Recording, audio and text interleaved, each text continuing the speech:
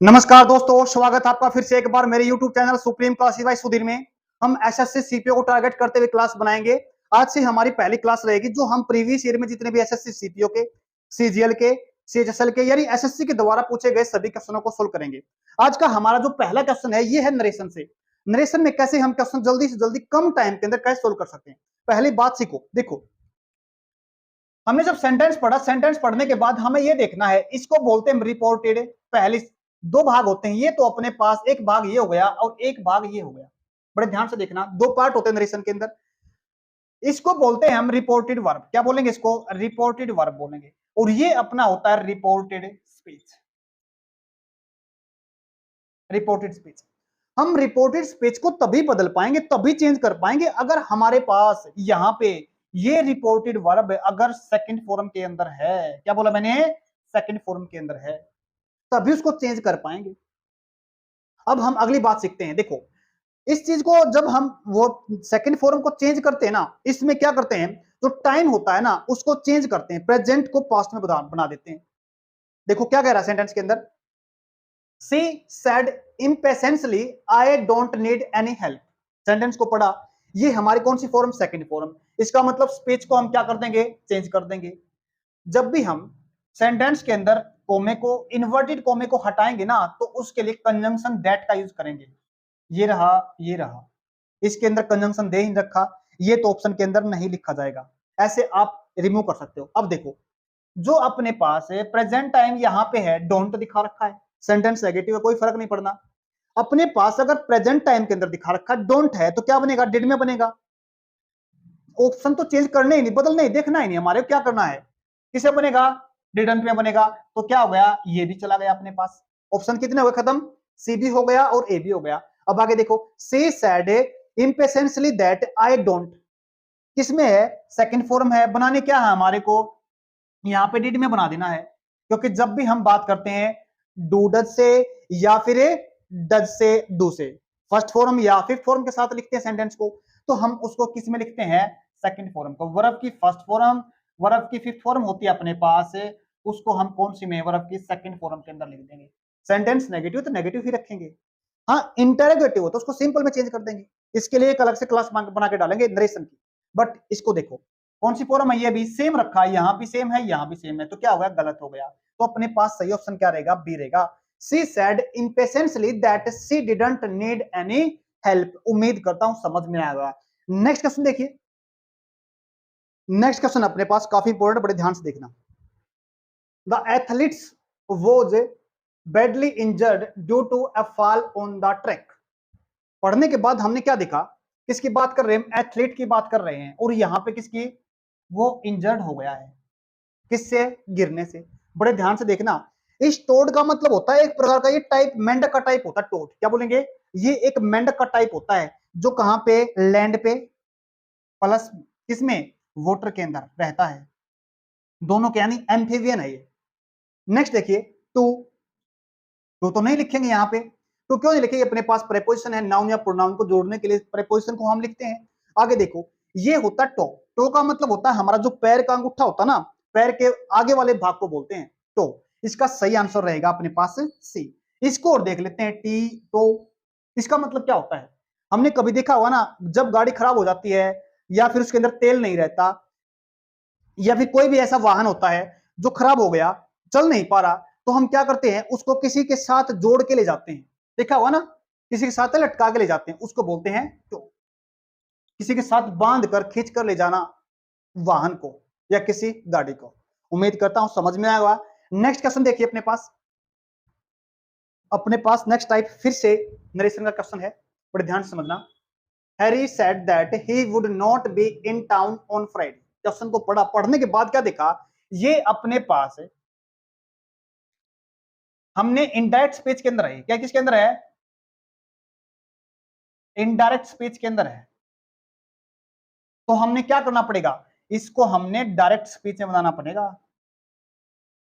Direct speech के अंदर बनाना पड़ेगा। कैसे बना पाएंगे? बड़े ध्यान से देखो, यहां पे सेकंड फॉर्म है, बिल्कुल है। तो हमने सबसे पहले सेकंड फॉर्म जहां नहीं है उसको काट दो। सेकंड फॉर्म अपने पास यहां पे नहीं है। हैरी इज सेइंग, ये नहीं है भाई। सेइंग आ गया, इज लगाना लगे। यहाँ पे ये ऑप्शन निकल गया अपने पास। आगे देखिएगा, आगे देखो क्या कह रहा है यहाँ पे वुड के बारे में। वुड कब आता है अपने पास, वुड कब चेंज होता है, जब सेंटेंस के अंदर क्या होता है अपने पास विल होता है। क्या होता है? विल। क्योंकि विल से ही तो हम सेंटेंस में वुड को बना पाएंगे। तो वुड कहां पे है सेंटेंस में, बड़े ध्यान से देखना। विल, सॉरी विल, यहाँ पे क्या है? कैंट है, नहीं आएगा ये भी। उसके बाद ये रहा जी विल, ये मस्ट है, ये भी नहीं आएगा। क्या गया अपने पास? विल आ गया। ऑप्शन क्या अपने पास? B option is the right answer. उम्मीद करता हूं समझ में आ गया होगा। नेक्स्ट क्वेश्चन देखिए, नेक्स्ट क्वेश्चन देखते हैं अपना क्या है। एरर बताना हमारे को कौन से भाग के अंदर कमी है इसमें। Everybody stare when me enter the drawing room. बड़े ध्यान से देखना सेंटेंस क्या कह रहा है। देखो अपने पास दो सेंटेंस दे रखे हैं, एवरीबडी स्टेयर्ड, ये इसका सब्जेक्ट हो गया और ये इस सब्जेक्ट की क्या हो गई? वर्ब हो गई। वर्ब का मतलब क्या हो गया? कोई काम हो गया। बड़े ध्यान से देखना, एवरीबडी स्टेयर्ड का मतलब होता है किसी चीज की तरफ देखना, किसी को घूरना। आगे देखिए, वहन, जब, ये कंजंक्शन जोड़ने के लगाया गया है। मी, यहाँ पे मी नहीं लिखा जाएगा। क्यों नहीं लिखा जाएगा? क्योंकि अब हमने एक सेंटेंस की जरूरत है। ये कंजंक्शन हो गया और ये एक सेंटेंस अलग है। दो सेंटेंसों को जोड़ने के लिए हम कंजंक्शन लिखते हैं, लिख दिया हमने, बिल्कुल सही बात है। लेकिन अब एक सेंटेंस को लिखने के लिए क्या करेंगे? हमें किसी एक इंसान की, किसी एक पर्सन की, किसी एक सब्जेक्ट की जरूरत पड़ेगी। और सब्जेक्ट जब हम नाउन की बात, सॉरी प्रोनाउन की बात करते हैं, यहाँ पे किसकी बात करते हैं? प्रोनाउन की बात करते हैं। ये क्या लिख रखा है? मी लिख रखा है। अपने हमने केस पढ़े हैं, सब्जेक्टिव केस जिसको हम नॉमिनेटिव केस बोल सकते हैं, पोजेसिव केस होता है, एक ऑब्जेक्टिव केस होता है। देखो मैंने लिखा आए, फिर उसके बाद लिखा माए, फिर लिखा मी, इसको बोलते हैं सब्जेक्टिव केस या नॉमिनेटिव केस। ये होता है पॉजेसिव यानी संबंध को दिखाता है, ये होता है ऑब्जेक्टिव केस। तो हमने क्या लिखा है? ऑब्जेक्टिव केस लिखा है, जो क्या हो गया? गलत हो गया। तो लिखना क्या पड़ेगा? हमने किसकी जरूरत है? उस इंसान की, उस पर्सन की, उस सब्जेक्ट की जरूरत है। सब्जेक्ट तो कौन सा अपने पास? ये बनेगा, यानी सब्जेक्टिव केस क्या बनेगा? ये बनेगा। तो एरर अपना इस पार्ट के अंदर है। उम्मीद करता हूं समझ में आ गया होगा। When I enter the drawing room. Next देखिएगा, the one who loves mankind, किससे? जो मैनकाइंड से प्यार करता है उसको क्या बोलते हैं? उसको ऑप्टिमिस्ट बोलते हैं, उसको मैजोगिमिस्ट बोलते हैं, पेसिमिस्ट बोलते हैं, या फिलैंथ्रोपिस्ट बोलते हैं। बड़े ध्यान से देखना, ऑप्टिमिस्ट का मतलब होता है जिसको आस होती है किसी काम के होने की, हमेशा उम्मीद में बना रहता है। आशावादी हम जिसको बोल सकते हैं, क्या बोलते हैं? ऑप्टिमिस्ट का मतलब होता है आशावादी इंसान, जिसको हर टाइम पे आस लगी रहती है कुछ ना कुछ होगा। नेक्स्ट देखिए, मिजोगेमिस्ट का मतलब होता है एक पर्सन ऐसा जो हेट करता है, किससे? मैरिज से, शादी से हेट करता है, अच्छा नहीं लगता उसको शादी करना, बचता है उससे। नेक्स्ट देखिएगा, पेसिमिस्ट का मतलब होता है इसका अपोजिट है। ऑप्टिमिस्ट का अपोजिट क्या लिखा जाएगा? पेसिमिस्ट। जो विश्वास करता है, जिसको उम्मीद होती है, ऑप्टिमिस्ट, और जिसको नहीं होती उसको बोलते हैं पेसिमिस्ट। क्या बोलेंगे? उसको बोलेंगे पेसिमिस्ट। ये तो नहीं हो सकता। यहां पे क्या बोला गया? Who loves Mankind. आगे देखिएगा, फिलैंथ्रोपिस्ट का मतलब क्या होता है? ये इसका सही आंसर रहेगा। जो किस में विश्वास रखता है? दूसरों की सहायता करने में, गरीबों की सहायता करने में विश्वास रखता है। विश्वास रखता नहीं, करता है, जरूरतमंदों की सहायता करता है।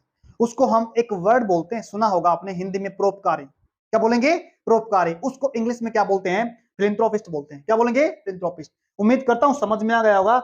ये इसका सही आंसर है, D is the right answer. Next question देखिए, नेक्स्ट क्वेश्चन अपने पास, Bloomberg business week is not more popular than some other business magazines in the US. काफी अच्छा क्वेश्चन है। देखो हमने इसको सब्स्टिट्यूट करना, यहां से निकालना, ये या यही लिखा जाएगा, या इसकी जगह पे हम कोई और ऑप्शन लिख सकते हैं। अब बड़े ध्यान से देखना, अपने पास क्या है? ये क्वेश्चन किसकी बात करी है? बिजनेस, जो ब्लूमबर्ग बिजनेस की बात करी, क्या है? एक पत्रिका है, मैगजीन अपने पास, एक पत्रिका ये हो गई। समझ में आ गया ना? और किससे कंपैरिजन कर रखी है? तुलना कर रखी किसी अदर से, कुछ दो दूसरी है, अदर ये हो गई। अब दो चीजों के बीच में तुलना हो गई, अदर बिजनेस मैगजीन्स के बीच में और एक ब्लूमबर्ग के बीच में। जब दो की तुलना दिखा सकते हैं ना, क्या बोलेंगे? जब दो की तुलना दिखा रखी है तो वहां पे हम कंपैरेटिव डिग्री लिखते हैं। दो अपने पास डिग्री होती है तीन। एक पॉजिटिव डिग्री जो किसी एक इंसान के लिए यूज होती है, जैसे हम गुड पढ़ते हैं, जैसे हम रिच पढ़ते हैं, या फिर पुअर पढ़ते हैं, ये क्या है? ये डिग्री है अपने पास, ये विशेषता दिखाने वाले शब्द हैं। जब हम विशेषता दिखाने वाले शब्दों को लिखते हैं सेंटेंस के अंदर, या तो हम किसी को बताते हैं जैसे ही इज रिच, वह अमीर है, लेकिन अगर हम बात करें ना वह अमीर है किसी दूसरे की तुलना में, तो वहां पे कंपैरेटिव डिग्री लिखते हैं। जब हम किसी एक इंसान को सभी में से क्या निकाल कर दिखा देंगे, सभी में से अमीर, उससे ज्यादा कोई अमीर नहीं है, तो हम वहां पे सुपरलेटिव डिग्री यूज करते हैं। तो हम यहाँ पे किसको दिखा रहे हैं? दो को दिखा रहे हैं। एक तो अपने पास है ब्लूमबर्ग बिजनेस वीक है, और दूसरे की तुलना कर रखे इसकी इनके साथ, तो इसको बताया गया है। तो तुलना हम किसके साथ करते हैं? नॉट मोर पॉपुलर, तो क्या ज्यादा, मच हमने पढ़ा, मच, मोर, मोस्ट, दो के साथ तुलना बिल्कुल सही दिखा रखी है। ये पॉजिटिव डिग्री, ये कंपैरेटिव डिग्री, और ये सुपरलेटिव डिग्री, तो बिल्कुल सही दिखा रखा है अपने को। नॉट मोर पॉपुलर देन, और जब हम दो की तुलना करते हैं ना, तो हम किसको लिखते हैं? देन को लिखते हैं, THAN। यहां पे ध्यान देना, यहां पे एग्जामिनर THEN भी लिख सकता है। इसका मतलब क्या होता है? जो काम हम बैक टू बैक करते हैं, उन कामों को दिखाने के लिए THEN लिखा जाता है। यहां पे देखो, एज मोर पॉपुलर देन, यहां पे क्या दिखा रखा है सेंटेंस के अंदर? नोट दिखा रखा, एज नहीं लिखे, क्योंकि एज एक अलग से क्या दिखाती है? कंजंक्शन नहीं है अपने पास। उसके बाद देखो, द मोस्ट, मोस्ट तो नहीं लिख पाएंगे हम यहाँ पे, मतलब क्या है? नो सब्स्टिट्यूटेड, जरूरत ही नहीं है, ये आंसर इसका सही रहेगा। सो पॉपुलर देन नहीं है, डिग्री तो है नहीं, तुलना दिखाने के लिए कोई शब्द लिखा नहीं गया। इतना नहीं, ये भी लिखे जाते हैं सो, जब हम दो को एक जैसा दिखाते हैं ना, दो इंसानों को, राम इतना इंटेलिजेंट है कि जितना श्याम है, एज एज दिखाते हैं वहां पे, और सो एज लिखते हैं जब एक को कम और एक को ज्यादा दिखाया जाता है, बट सेंटेंस वहां पे नेगेटिव होता है। उम्मीद करता हूं समझ में आ गया होगा, उसको भी करेंगे, उस टाइप को भी लेके आएंगे। नेक्स्ट क्वेश्चन देखिए, अपने पास वॉइस का क्वेश्चन है, देखो देखो, एक्टिव वॉइस पैसिव वॉइस हमने पढ़ा है, क्लास बना रखी है, उसको क्लास अगर डिटेल में देख रहे तो क्लास ये लिंक डाल देंगे इसमें। A new invention has been made by him, बड़े ध्यान से देखना, जब भी हम वॉइस की बात करते हैं ना, जब एक्टिव फॉर्म से पैसिव, उसके अंदर हम टाइम को नहीं चेंज करते, ना ही उसके अंदर सेंस को चेंज करते हैं, और नहीं ना ही उसके अंदर वर्ब को। जैसे हमने नरेशन में देखा था ना, प्रेजेंट को हमने वहां पे डिड को किस, डोंट को किसे बना दिया था? वहां पे डिड में बना दिया था हमने। यहाँ पे ऐसे चेंज नहीं कर सकते हम, सेम रखना उसी के अंदर। क्या दिखा रखा है यहाँ पे? हैज हैव के साथ दिखा रखा है, बड़े ध्यान से देखना। हैज हैव प्रेजेंट टाइम को दिखाता है, बट यहाँ पे क्या दिखा रखा है? वॉज मेकिंग दिखा रखा है। क्या हो गया? गलत हो गया। यहाँ पे क्या दिखा रखा है? वॉज दिखा रखा है, क्या हो गया? गलत हो गया ये भी। वॉज, ही वॉज मेकिंग, ये भी गलत हो गया।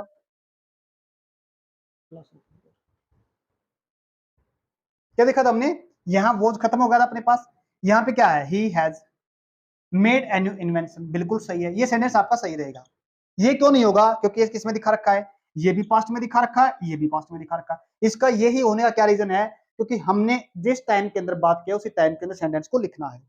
प्रेजेंट है तो प्रेजेंट में लिखेंगे, पास्ट में दो सेंटेंस, ये भी सेंटेंस पास्ट में है, ये भी है, ये भी है, तीनों पास्ट के अंदर दिखा रखे, गलत हो जाएंगे।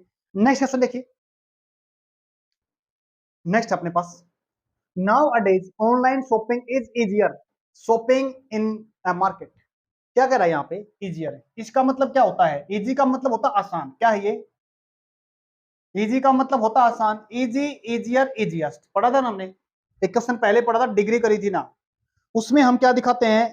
तुलना दिखाएं तो दो के बीच में होती है, सभी में से एक को दिखाएं, सभी के साथ, सभी में से किसको दिखाएं? एक को दिखा देते हैं, तो हम क्या लिखते हैं? Superlative degree. जब हमने किसी के साथ ना तुलना करनी, ना किसी एक को सबसे अच्छा बताना, सबसे बुरा बताना, तो हम वहां पे क्या दिखाते हैं? पॉजिटिव डिग्री दिखाते हैं। तो यहाँ पे क्या लिख रहा है? कौन सी डिग्री है यहाँ पे? अपने पास कंपैरेटिव डिग्री है, यानी D2 है, D2 दिखते हैं ना, तो हम वहां पे क्या दिखाते हैं? हमने पढ़ा था ना वहां पे, मोर, मोर के बाद लास्ट में क्या पढ़ा था? THAN पढ़ा था। तो ऑप्शन में देखो क्या है, पहला ही ऑप्शन क्या है? THAN है। THEN नहीं है, बैक टू बैक काम को दिखाता है। एज नहीं हो सकता, लाइक नहीं हो सकता, एज हम अलग से पढ़ेंगे, क्योंकि एक जब दो चीजें दिखाई जाती है ना, इतना ही, अमित इतना ही इंटेलिजेंट है जितना कि श्याम है। उस कंटेस्ट में करते हैं। आगे देखिएगा, लाइक नहीं दिखाएंगे यहां भी, लाइक एक प्रेपोजिशन भी है, पढ़ेंगे इसको भी। आगे देखिएगा, my house is adjacent dash central park. Adjacent के बाद देखो, एडजेसेंट होता ना, इसके बाद हम जो प्रेपोजिशन लिखते हैं टू लिखते हैं। एडजेसेंट, एडजेसेंट का मतलब होता है नजदीक। क्या बोलेंगे? एडजेसेंट का मतलब होता है नजदीक, और ये अपने साथ प्रेपोजिशन लेता है टू। क्या लेता है? ये टू लेता है। उम्मीद करता हूं समझ में आ गया। नेक्स्ट क्वेश्चन देखिए, लास्ट क्वेश्चन आज का। The security guard needs a dash of shoes. Shoes की बात हो रही ना। वैसे इस क्वेश्चन को अगर थोड़ा बहुत पढ़ा होगा ना, आप देखते आंसर को निकालोगे, लगा लोगे। क्या? पेयर। पेयर का मतलब होता है, पढ़ते ना हम, शूज ऑफ पेयर, जोड़े के अंदर। सही आंसर तो इसका ये है। ये पेयर होता है वनस्पति। क्या होती है? ये वनस्पति होती है। देखो ये जैसी वनस्पति रही। आगे देखिएगा, ये पेड़ का मतलब छिलका उतारना। क्या होता है? इसका मतलब होता है छिलका उतारना। छिलका उतारना। और ये पेड़ का मतलब पेड़ पे करने वाला होता है। क्या होता है? ये पे करने वाला, बिल पे कर दिया, पैसे पे कर दिए, वो होता है, इसको बोलते पेयर। आज हमने 10 क्वेश्चन लिए, उम्मीद करता हूं समझ में आ गए होंगे।